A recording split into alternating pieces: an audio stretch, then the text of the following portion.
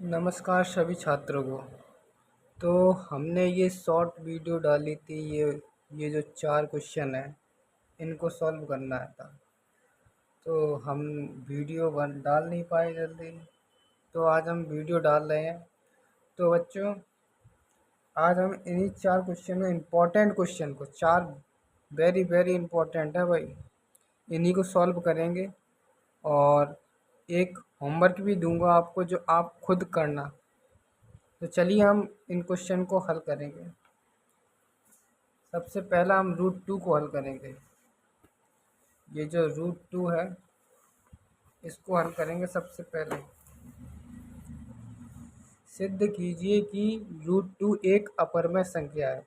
ये चैप्टर 1 का क्वेश्चन है जो कि मोस्ट इम्पोर्टेंट है। यूपी बोर्ड में कक्षा 10 में बोर्ड में हर बार आता है, 4 नंबर में या 5 नंबर में हर बार आता है। मतलब बच्चों हर बार आएगा। फ्री का नंबर है।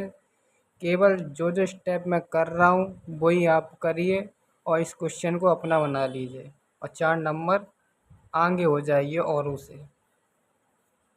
तो पहला प्रश्न है, क्वेश्चन नंबर 1, रूट 2 को हमें सिद्ध करना कि ये अपरमय संख्या है।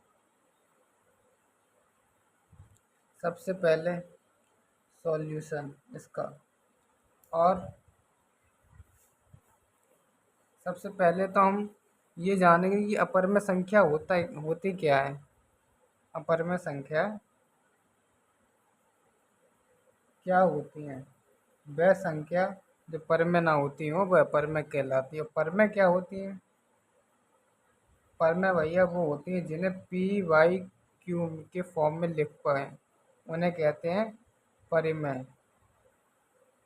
परिमेय संख्या, ठीक है।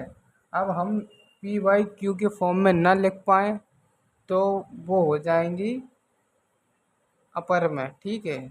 अब हम जैसे ये ना लिख पाए, इस फॉर्म में ना लिख पाए तो वो हो जाएंगी अपरमेय, और अगर लिख दिया तो वो हो जाएंगी परमेय। अब जैसे आप लोगों ने पढ़ाई होगा कि अपरमेय परमेय, ये बात मैं बताने वाला नहीं हूँ। हाँ, इस क्वेश्चन को सिद्ध करके ये करना है, इस क्वेश्चन को सिद्ध करना है कि ये अपरमेय संख्या है।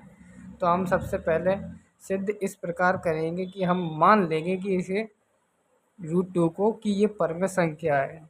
माना रूट 2, मतलब लेट कर लेंगे कि रूट 2 एक रैशनल नंबर है, क्योंकि परमेय संख्या को इंग्लिश में रैशनल नंबर कहते हैं और परमेय को इंग्लिश में इरेशनल नंबर कहते हैं। तो रूट 2 एक परमेय संख्या है, इतना आप कर दीजिएगा। परमेय संख्या है, ठीक है। इसके बाद अब जब परमेय संख्या है तो हम उसे रूट 2 को ए अपॉन बी के फॉर्म में लिख सकते हैं। लिख सकते हैं क्या नहीं लिख सकते हैं? इसको हम इक्वेशन नंबर 1, मतलब समीकरण नंबर 1 कर देंगे। हमने मान लिया कि root 2 equal to 1 A upon B, क्योंकि रूट 2 हम मान रहे हैं कि वो परम संख्या, और हम परम संख्या को पी वाई क्यू की फॉर्म में लिख सकते हैं। हालांकि मैंने इधर ए अपॉन बी का फॉर्म लिया है, उससे कोई फ़र्क नहीं पड़ता है। अगर आप यू अपॉन वी भी लेते तो भी कोई दिक्कत नहीं पड़ता। इसके बाद हम लिख देंगे जहाँ, इसी के नीचे लिख देंगे जहाँ ए और बी पूर्णांक हैं। ए और बी कोई पूर्णांक हैं तथा सहअभाज्य संख्याएं, सहअभाज्य संख्याएं हैं। सहअभाज्य संख्या आपने पढ़ा होगा जिनका एचसीएफ ए और बी का एचसीएफ 1 होगा, मतलब समझ रहे ना। ए और बी का एचसीएफ 1 होगा, उन्हें हम सहअभाज्य संख्या कहेंगे। अब जैसे समीकरण 1 है, अब फिर हम आगे करेंगे समीकरण 1 के दोनों, समीकरण 1 के दोनों पक्षों का वर्ग करने पर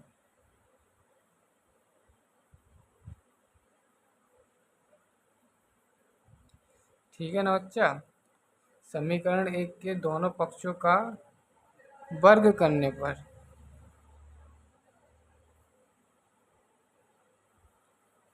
देख लीजिएगा क्वेश्चन, आप पहले ही नोट कर लीजिएगा ये सारे क्वेश्चन। ठीक है, पोज कर कर इसको हटा देते हैं। वर्ग करेंगे, इसका √2 का वर्ग करेंगे तो 2 आ जाएगा। आपको पता है कि करनी जो है वो वर्ग को काट, वर्ग जो है करनी को काट देता है ऐसे। ठीक है, अब ए और बी का स्क्वायर करेंगे। ठीक है, अब जब ए और बी, ए अपॉन बी का स्क्वायर किया तो हम ऐसे भी तो लिख सकते ए स्क्वायर अपॉन में बी स्क्वायर लिख सकते हैं ना। ऐसे ही हम बी स्क्वायर की वैल्यू निकाल लेंगे। बी स्क्वायर इक्वल ए स्क्वायर अपॉन में 2। इसको ब्रैकेट बंद करके इसी को समीकरण 2 मान लेंगे। इतना क्लियर। इसी को आप ट्राई करते रहें, स्टेप बाय स्टेप सीखिए, समझ रहे ना। इसके बाद हम नीचे लिख देंगे, चूँकि 2 ए स्क्वायर को विभाजित करता है, विभाजित करता है, क्योंकि 2 विभाजित कर रहा है ना ए स्क्वायर को, हमें इससे फ़र्क नहीं पड़ता ए की जगह क्या है, कोई संख्या होगी ज़रूर, कोई ना होगी, पर वो विभाजित करेगा ना 2 ए स्क्वायर को। ठीक है, अब हम लिख देंगे नीचे, इसीलिए 2 ए को भी विभाजित करेगा। अब इसको समझिए कि 2 ए को भी विभाजित करेगा।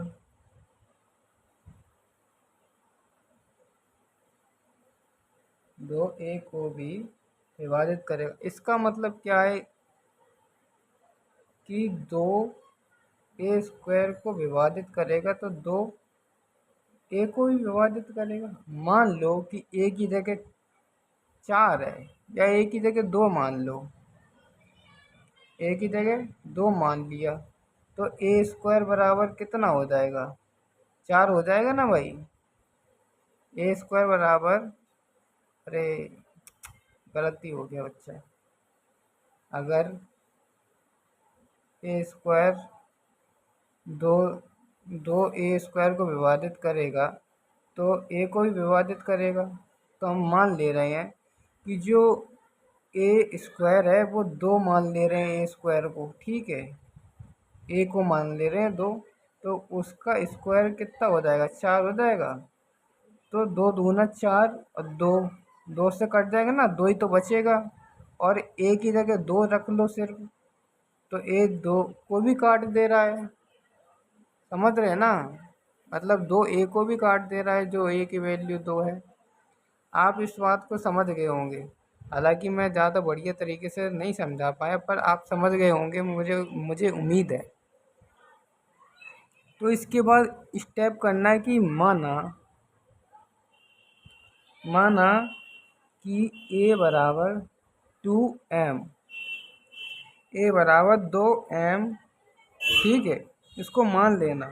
इसके बाद समीकरण 2, ये समीकरण 2 है ना, समीकरण 2 में ए बराबर 2m रखने पर, ठीक है, रखो इसमें, तो बी स्क्वायर इक्वल 2m रख दो ए स्क्वायर की, ए की जगह, तो स्क्वायर कर दिया, नीचे 2, 2 का वर्ग 4 और m का m स्क्वायर, इधर नीचे 2 आ गया, 2 से 4 2 बार कटेगा, 2 से 4 2 बार कटेगा। ठीक है, बी स्क्वायर इधर है ही, और बी स्क्वायर बराबर 2 एम स्क्वायर आया। हम इसी को क्या लिख देंगे,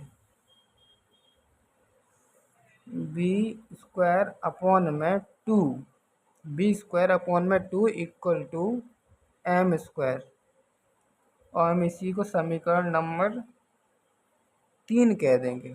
ठीक है, अब हम आगे देखते हैं, आगे कंक्लूजन देते हैं। भाई एग्जामिनर को आगे कंक्लूजन भी तो देना होगा। आगे कंक्लूजन देते हैं, चूँकि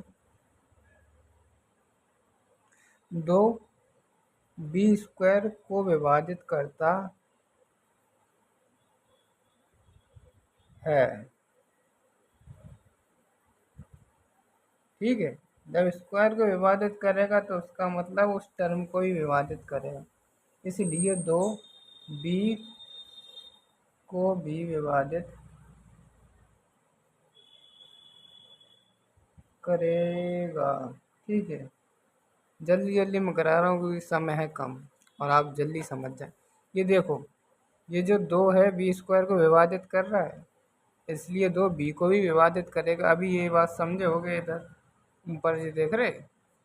हाँ, तो अब हम आगे कह देंगे, मान लेंगे कि जब हमने ए बराबर टू एम माना, जब हमने ए बराबर टू एम माना तो हम मान लेंगे बी बराबर टू एन। ठीक है, जब हमने बी बराबर टू एन मान लिया तो हम कह देंगे समीकरण एक व दो से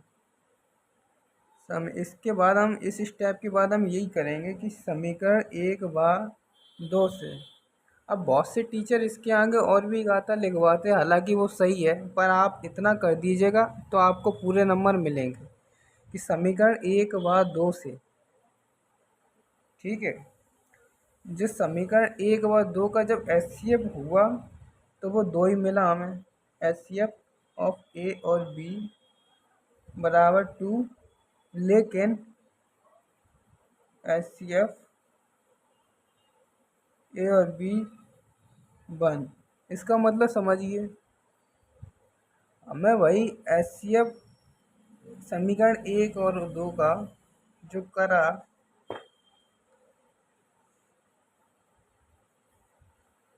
तो हमें दो मिला, पर लेकिन हमें चाहिए था एचसीएफ एक, मतलब इसका एक चाहिए था, पर ये एक निकला नहीं, तो हमने कह दिया कि रूट टू एक अपर में संख्या है, रूट टू एक अपर में संख्या है, अतः हमने ये सिद्ध कर दिया है। इतना ही आप लिख के आएंगे ना तो वो पूरे नंबर मिलेंगे, आप टेंशन नहीं करिएगा। एच सी एफ ऑफ ए और बी टू, लेकिन एच सी एफ ऑफ ए और बी वन, जो कि हमने लेट लिया था वन। अगर वन आ जाता, तो ये परम संख्या हो जाती है, क्योंकि ये परम संख्या नहीं निकली तो इसका मतलब ये अपरम संख्या है। अगर एच सी एफ वन आ जाता तो वो एक, मतलब क्या कहते हैं, सहवाज्य संख्या होती, सहवाज्य संख्या होती तो फिर वो एक परम संख्या है, क्योंकि वो है नहीं, दो आया, तो इसका मतलब ये एक परम संख्या है। आप वीडियो बार बार देखिए और उसको कमेंट करिए, जो आपको नहीं समझ में आएगा मैं उसका ज़रूर हल करूँगा। ठीक है, अब इसके बाद हम एक क्वेश्चन और करेंगे, रूट थ्री वाला, रूट थ्री को भी सिद्ध करेंगे। इसमें भी सेम वही पैटर्न होगा, सेम पैटर्न। हम मान लेंगे, माना माना ये हटा देते हैं साइड में, माना नए पेज से करते हैं बच्चे, नए पेज से करते हैं, कहाँ वेर वेर पढ़ते रहेंगे। सॉल्यूशन रूट थ्री का, ठीक है, इधर मान लेंगे, माना सेम पैटर्न, रूट थ्री एक परमय संख्या है। √3 एक परमेय संख्या है। अगर परमेय संख्या है तो हम इसको ऐसे भी लिख सकते हैं, √3 इक्वल टू a/b। ठीक है, इसको समीकरण नंबर 1। और जहाँ पे ए बी जो होगा, ए और बी जो होगा वो पूर्णांक होंगे। ठीक है,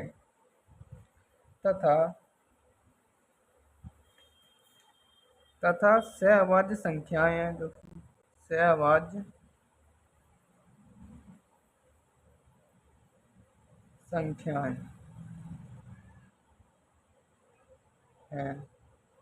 ठीक है, सहअभाज्य संख्याएं मतलब आप समझ गए होंगे, HCF ऑफ ए और बी का वन। ठीक है, एंड समीकरण 1। अब नीचे क्या करेंगे, समीकरण 1 का मतलब वर्ग कर देंगे, मतलब समीकरण 1 के दोनों पक्षों का वर्ग कर देंगे। ठीक है, एक पक्ष का नहीं होगा, समीकरण 1 के दोनों पक्षों का वर्ग करने पर, करो भाई वर्ग, स्क्वायर कर तो √3 का स्क्वायर कितना हो जाएगा, 3 हो जाएगा ना। स्क्वायर से रूट कैंसिल एंड a/b का स्क्वायर। ठीक है, अब √3 ऐसे आ जाएगा, a का स्क्वायर हो जाएगा, ऐसे लिख सकते हैं ना, अब b का स्क्वायर। ठीक है, अब जब b का स्क्वायर है तो b स्क्वायर की हमें वैल्यू निकालनी है। b स्क्वायर को इधर भेज दो, 3 को इधर भेज दो, B square equal to A square upon में 3। तो हमें एक चीज़ देखी कि जो 3 है ना वो ए स्क्वायर को विभाजित कर रहा है, तो इसे हम समीकरण नंबर 2 कर देंगे। ठीक है, अब इसके आगे हम कंक्लूजन भी दे देंगे कि भाई 3 ए स्क्वायर को विभाजित करता है, विभाजित करता है, इसलिए 3 ए को भी विभाजित करेगा। समझ रहे हैं ना बच्चों, ये स्टेप सब याद रखिएगा, ये आपको 4 नंबर दिलाएंगे। ये स्टेप विभाजित करेगा, और इतना करके आइए, मैं गारंटी देता हूँ कि आपके 4 नंबर लाने से कोई भी नहीं रोक सकता है। और ये इम्पोर्टेंट क्वेश्चन है, हर साल आते हैं मेरे हिसाब से, ये रूट वाले हर साल आते हैं।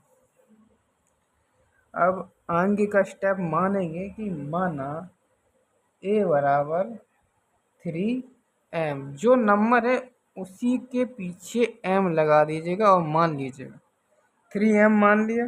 इसको समीकरण नंबर 3 दे दो।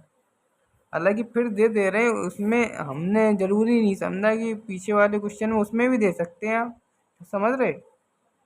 अब इधर समीकरण नंबर 3 देकर इधर नीचे समीकरण नंबर जो 2 है उसमें रख दीजिएगा। समीकरण नंबर 2 में a बराबर 3m रखने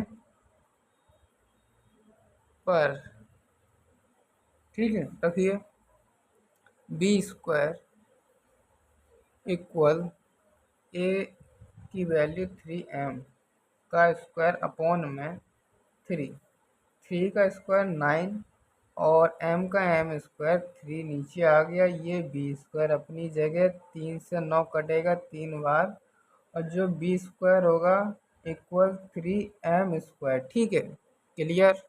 अब ये 3 नीचे आ जाएगा बी स्क्वायर के, बी स्क्वायर अपॉन में 3 इक्वल टू m स्क्वायर।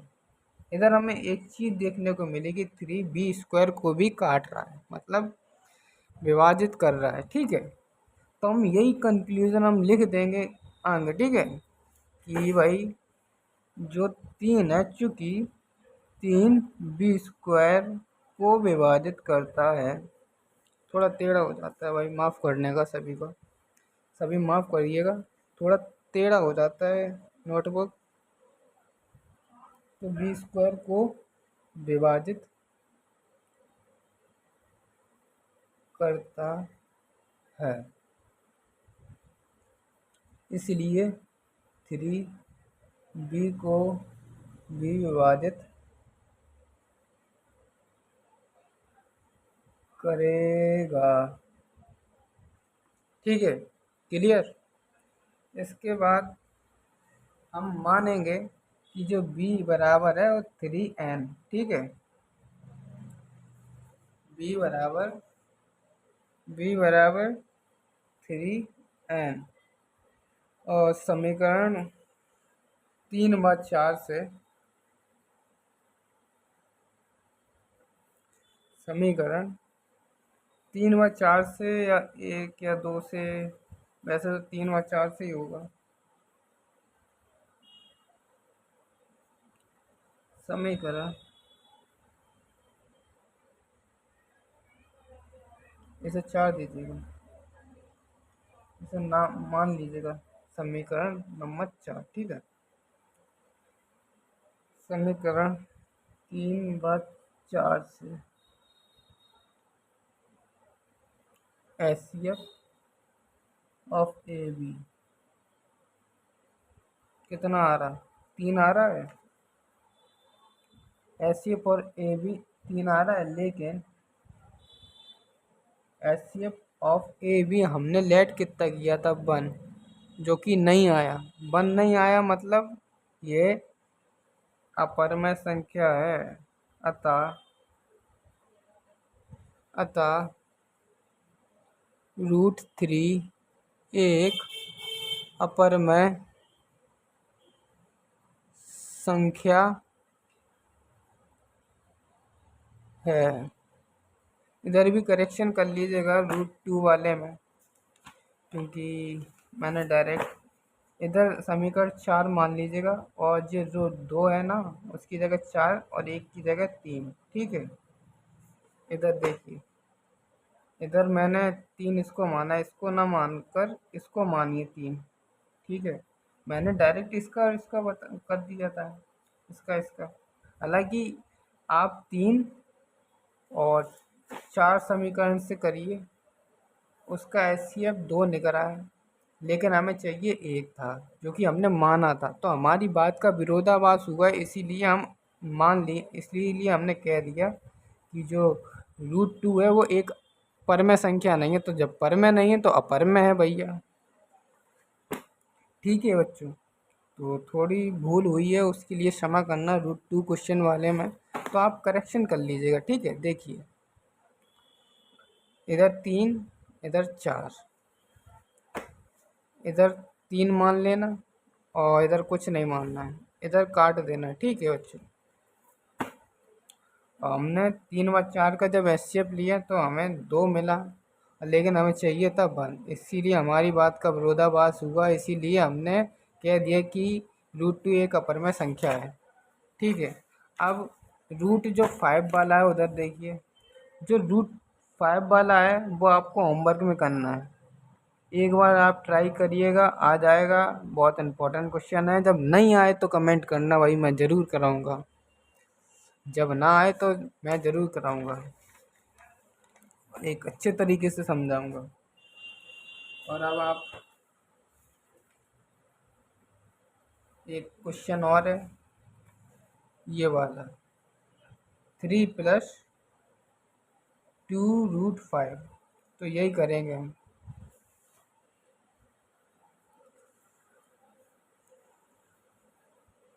जब आप √5 करेंगे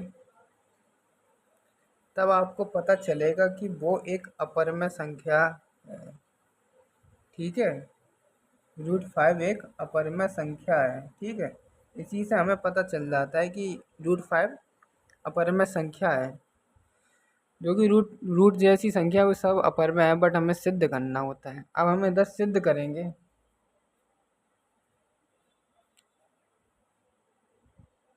कि 3+2√5 एक अपरमय संख्या है। सिद्ध करना, हमें से सिद्ध करना है अपरमय संख्या है, अपरमय संख्या है, ठीक है। कैसे सिद्ध करेंगे, सॉल्यूशन पे आ जाओ बच्चों। क्या मान लेंगे, माना 3+2√5 जो है एक √5 एक परमेय संख्या है, परमेय संख्या ठीक है, वैसे ही सेम है, सेम टू सेम कॉन्सेप्ट चलता है बच्चों। इसे मान लिया कि ये परम संख्या है, इसके बाद कुछ नहीं करना। इसके बाद वैसा ही सेम 3 + 2√5 = a/b, इसको मान लेंगे समीकरण नंबर 1। ठीक है, और कह देंगे कि जो b है वो नॉट इक्वल्स टू 1 है। ठीक है, हाँ, और जहाँ जो a और b होता है, जहाँ a और b क्या होते थे, बताओ भाई। a और b पूर्णांक होते थे भाई, तथा और क्या होते थे, सहअभाज्य संख्या। से अरे यार, अभाज्य गलत लिख दिया, लिख लीजिएगा आप, अभाज्य। देख लेना, मैंने पीछे भी तो गलत नहीं लिख दिया, ये सही है। अभाज्य संख्याएं हैं, राइटिंग थोड़ी गड़बड़ है, पर शब्दों को आप ध्यान में रखकर क्वेश्चन करिएगा। तो जब सहअभाज्य संख्याएं हैं, तो सहअभाज्य संख्या का एचसीएफ होता है ए और बी का 1। और समीकरण 1 जब नाम दिया, तो समीकरण एक से पहले देखो, समीकरण 1 से सिंप्लीफाई हो जाएगा कि वो एक अपरमेय संख्या है। तो समीकरण 1 से तो ऐसे लिख के आप पूरा एकदम स्टेप बाय स्टेप करिएगा, तो आपको पूरे 4 नंबर मिलेंगे भाई। 4 नंबर के क्वेश्चन को आप रट लीजिएगा। तो 3 + 2√5 = a/b। ठीक है, अब आपको क्या करना है, ये 3 है जो पंचांतर करना है, मतलब उस तरफ ले जाना। तो रूट मतलब 2√5 = a/b -3। ठीक है, इधर प्लस का है तो उधर जाके माइनस का हो जाएगा। तो जब ये 2√5 है ना, ये जो 2√5 इधर, इस 2 का पता क्या करना, ये √5 इधर ही लिखे रहे ना, और जो 2 है ये इधर का है, इनटू में है, तो उधर डिवाइड में पहुंचेगा, ऐसे पहुंचेगा भाई। तो इधर पूरे का ब्रैकेट a/b -3। ठीक है, इधर डिवाइड में आ जाएगा 2। और हम √5 को तो जानते हैं कि ये एक अपरमेय संख्या है। √5 को तो जानते ही है कि ये एक अपरमेय संख्या है। और इसको भी जानते हैं कि ये इसमें जब जब पूरा सॉल्व करेंगे तो हमें परमेय संख्या मिलेगा, ये परमेय संख्या मिलेगा। और एक अपरमेय संख्या के बराबर नहीं हो, क्योंकि भाई इधर ये देखो 1/2 परमेय संख्या है, 3 परमेय संख्या है, और देखो ये a/b ये भी परमेय ही है भाई, क्योंकि a/b के फॉर्म में है, समझ रहे, अपॉन की फॉर्म में है ना, तो ये परमेय निकलेगा। परमेय से परमेय माइनस करेंगे, परमेय निकलेगा। परमेय में परमेय इंटू करेंगे, वो भी परमेय ही संख्या कहलाएगी। पर सबसे बड़ी इम्पोर्टेंट बात ये है कि परमेय और परमेय कभी बराबर नहीं हो सकते हैं। ये जो परमेय संख्या है वो अपरमेय के बराबर नहीं हो सकते हैं। इसलिए हमारी बात का फिर एक बार विरोधाभास होता है कि हमने ये तो पढ़ा है कि परमेय संख्या और अपरमेय संख्या इक्वल नहीं होते, तो हो इसमें होगा क्या, तो इसमें यही कंक्लूजन निकलेगा कि 3 + 2√5 एक अपरमेय संख्या है भैया। तो हम लिख देंगे एक बड़ी बड़े अक्षरों में, कंक्लूजन देंगे। जो आपके एग्जामिनर होंगे वो इसी चीज़ को पढ़ेंगे, यही इम्पोर्टेंट चीज़। एक परमेय संख्या, एक परमेय संख्या अपरमेय, इधर कॉमा लगा दीजिएगा, एक अपरमेय संख्या परम एक परमेय संख्या अपरमेय संख्या के बराबर नहीं हो सकती है। ठीक है, एक परमेय संख्या अपरमेय संख्या के बराबर नहीं हो सकती है। ठीक है, इधर कॉमा लगा देना, एक थोड़ा सा छोटा सा, दिख नहीं रहा ये। ठीक है, तो इसलिए हम कह देंगे, इसलिए 3 + 2√5 एक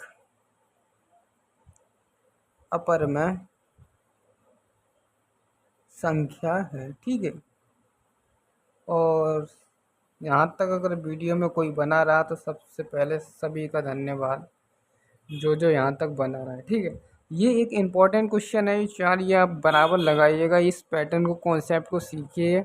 और ना आए तो भाई मेरे को ज़रूर बताइए कमेंट में। और रूट जो 5 है वो आपके लिए होमवर्क में है भैया, ठीक है। और ना आए तो ज़रूर कमेंट कर दीजिएगा भाई। और यहाँ तक आपने देखा तो बहुत बहुत धन्यवाद भैया, बहुत बहुत धन्यवाद। मेरा एक ये नया यूट्यूब चैनल है जिससे आपको एक हेल्पफुल वीडियोस मिलेंगी। और मैं अब कुछ बेसिक भी आगे पढ़ाऊँगा, मतलब ये 10th का। और आप अगर 12th के हैं तो आपको मैं 12th का भी पढ़ा सकता हूँ, ठीक है। और यही आप कर लीजिएगा। बहुत धन्यवाद आप सभी का। और आगे हम कुछ और वीडियो डिस्कशन करेंगे चैप्टर 1 के बारे में। और बेसिक बताऊंगा स्टार्टिंग से, मतलब फुल नया एकदम अच्छी तरीके से सारे कॉन्सेप्ट बताऊंगा। वीडियो में क्या कमी रही मेरे को बताना, क्या समझ में नहीं आ रहा वो भी ज़रूर बताना, कमेंट करिएगा। थोड़ी क्वालिटी आपको अच्छी नहीं लग सकती है, और मैं विदाउट फेस रिवील ही पढ़ाऊँगा, मतलब बताऊँगा। अगर ज़रूरत पड़े तो कुछ भी करेंगे भाई। Well thanks all dears, thanks ये वीडियो को देखने के लिए धन्यवाद बहुत बहुत। अब मिलेंगे कल परसों, फिर मिलेंगे। धन्यवाद।